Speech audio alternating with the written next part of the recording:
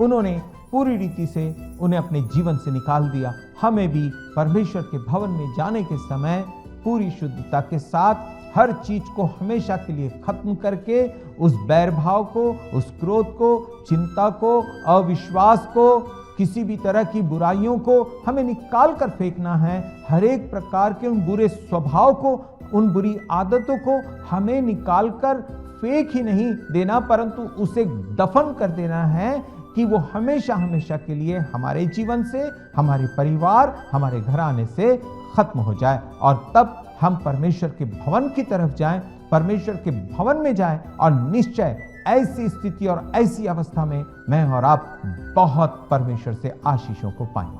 5वां वचन, तब उन्होंने कूच किया और उनके चारों ओर के नगर निवासियों के मन में परमेश्वर की ओर से ऐसा भय समा गया कि उन्होंने याकूब के पुत्रों का पीछा न किया। याकूब को परमेश्वर आज्ञा दे रहा है कि ऐसे कठिन परिस्थिति में उसे क्या करना है, और याकूब परमेश्वर की आज्ञा का पालन कर रहा है। और जब याकूब परमेश्वर की आज्ञा का पालन करके वो बेतेल के लिए कुछ कर रहा है, परमेश्वर याकूब के लिए काम कर रहा है। और परमेश्वर ने काम किया कि वहां के जितने भी लोग अब जो याकूब के विरोध में खड़े होने वाले थे, उनके मन में ऐसा भय समा गया कि वो याकूब के लिए एक कदम भी आगे बढ़ाने को तैयार नहीं है। और याकूब बड़े आसानी से पूरी स्वतंत्रता के साथ, आनंद के साथ में ऐसे कठिन परिस्थिति में भी निकलकर वो वहां से अपने लक्ष्य, अपने मंजिल की तरफ बढ़ता चला जा रहा है। मैं और आप भी परमेश्वर की आज्ञा का पालन करते हुए, अपने जीवन को पूरी रीति से परमेश्वर को समर्पित करते हुए, परमेश्वर की बातों को मानते हुए हम आगे अपने कदम को बढ़ाएंगे तो हम निश्चय अपने मंजिल तक पहुंचने पाएंगे। और वहां पहुंचने के लिए परमेश्वर हमारी पूरी सहायता और पूरी मदद करने के लिए हमेशा तैयार है। 6वां वचन, सो याकूब उन सब समेत जो उसके संग थे कनान देश के लूज नगर को आया। वह नगर बेतेल भी कहलाता है। 7वां वचन, वहां उसने एक वेदी बनाई और उस स्थान का नाम एल बेतेल रखा, क्योंकि जब वह अपने भाई के डर से भागा जाता था तब परमेश्वर उस पर वहीं प्रकट हुआ था। एक बड़ी कठिनाई से परमेश्वर ने निकाला, एक सुरक्षित स्थान पर याकूब को पहुंचाया। परमेश्वर ने आज्ञा दी, वहां एक वेदी का निर्माण कर। याकूब ने वहां एक वेदी का निर्माण किया। प्यारे बहनों भाइयों, वेदी परमेश्वर के लिए धन्यवाद, वेदी परमेश्वर का मान, परमेश्वर का सम्मान को बतलाता है। हमारे भी जीवन में कितनी अनोखी अनोखी बातें परमेश्वर ने की है, और अगर आपने इस बात का एहसास नहीं लिया है, इस बात को नहीं जाना है, तो आपको सिर्फ एक ही काम करना है, उसके इकलौते पुत्र प्रभु यीशु मसीह को उद्धारकर्ता के रूप में ग्रहण करके उसकी आज्ञा का पालन करना है। सो वो अनुभव जो आज याकूब यहाँ पर पा रहा है, वही अनुभव आप भी अपने जीवन में, अपने परिवार में पाएंगे। और आपने अपने जीवन को समर्पित कर दिया है तो विश्वास योग्य रहें, आप धीरज रखें, परमेश्वर आपके साथ है, आपको डरने की आवश्यकता नहीं। परमेश्वर आपको निर्धारित किए गए जो परमेश्वर की योजना में जो स्थान उसने नियुक्त किया है, आपको वो वहां तक जरूर पहुंचाएगा। बशर्त एक बात आपको ध्यान रखना है कि आपको उस परमेश्वर का आदर करना है, उसका मान सम्मान करना है, और उसके लिए आपको एक वेदी का निर्माण करना।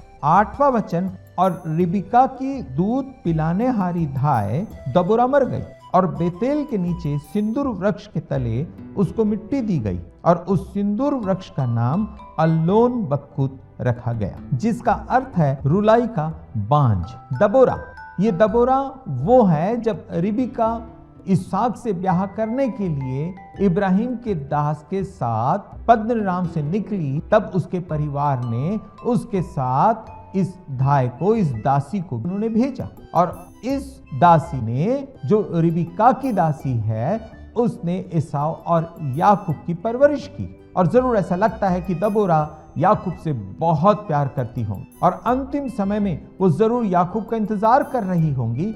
और जैसे ही याकूब को उसने देखा होगा, अब उसे ऐसा लगा कि हाँ, उसका समय अब पूरा हुआ, और वो बहुत आनंद के साथ उसने अपने प्राणों को त्यागा और उस दबोरा का अंतिम संस्कार याकूब के हाथों ही वहां हुआ।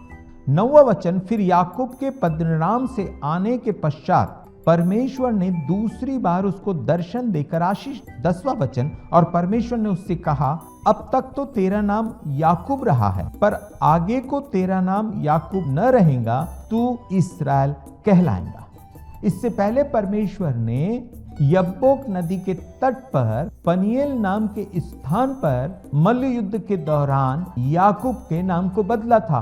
तो उस दूत ने याकूब से कहा था, अब तू याकूब नहीं होगा, परंतु अब तेरा नाम इस्राएल होगा। यहाँ याकूब का नाम इस्राएल रखा गया और यहाँ 10 वचन में मैं और आप देख रहे हैं, और परमेश्वर दर्शन देकर उससे कह रहे हैं कि आगे को तेरा नाम याकूब न रहेगा, तू इस्राएल कहलाएगा। नाम रखा गया और यहाँ पर अब नाम की घोषणा की जा रही है और ये नाम पक्की रीति से याकूब का हो गया है, क्योंकि परमेश्वर याकूब के जरिए इब्राहिम को दी गई उस वाचा को पूरा करने जा रहा है। याकूब याकूब नहीं, लेकिन याकूब के जरिए परमेश्वर एक इस्राएली जाति को उत्पन्न करने जा रहा है, एक नई जाति बनाने जा रहा है, जिस जाति के जरिए परमेश्वर की इच्छा, उसकी योजना पूरी होंगी।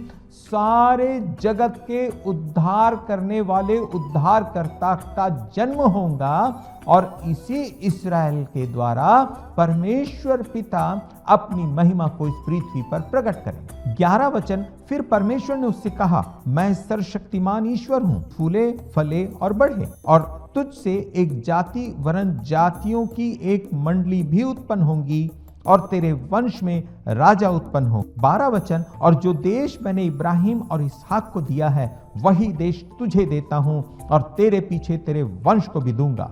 13 वचन, तब परमेश्वर उस स्थान में जहां उसने याकूब से बातें की, उनके पास से ऊपर चढ़ गया। 14 वचन, और जिस स्थान में परमेश्वर ने याकूब से बातें की, वहां याकूब ने पत्थर का एक खंबा खड़ा किया और उस पर अर्ध देकर तेल डाल दिया।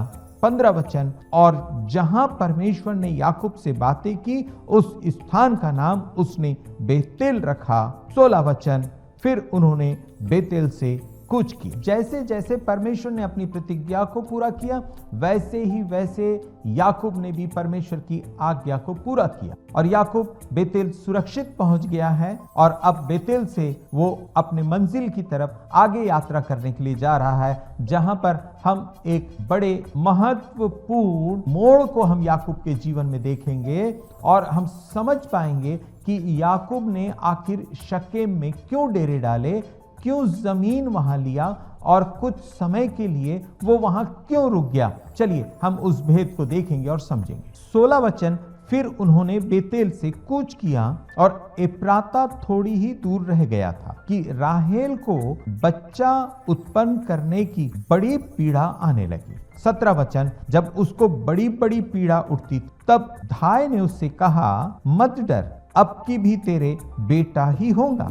18 वचन, तब ऐसा हुआ कि वह मर गई और प्राण निकलते निकलते उसने उस बेटे का नाम बेनोनी रखा, पर उसके पिता ने उसका नाम बिन्यामीन रखा। राहेल की मृत्यु हो गई। एप्राता, जिसे मैं और आप बैतलहम के नाम से जानते हैं, बैतलहम पहुंचने से पहले ही उसकी मृत्यु हो गई। शकेम में इसीलिए याकूब ने एक जमीन खरीदकर वहां सब लोगों के साथ कुछ समय रुकने का निर्णय लिया। उसका कारण था कि राहेल की तबीयत ठीक नहीं है, ऐसे समय में यात्रा करना अच्छा नहीं है। याकूब सिर्फ परमेश्वर का अभिषिक्त चुना हुआ जन ही नहीं है, परंतु वो एक अच्छा परिवार का अगुआ है, परिवार का एक अच्छा मुखिया है, वो अच्छा पिता और साथ ही साथ वो एक अच्छा पति भी है। राहेल ने मरते मरते जो दूसरा बेटा उसे उत्पन्न हुआ है, उसने उसका नाम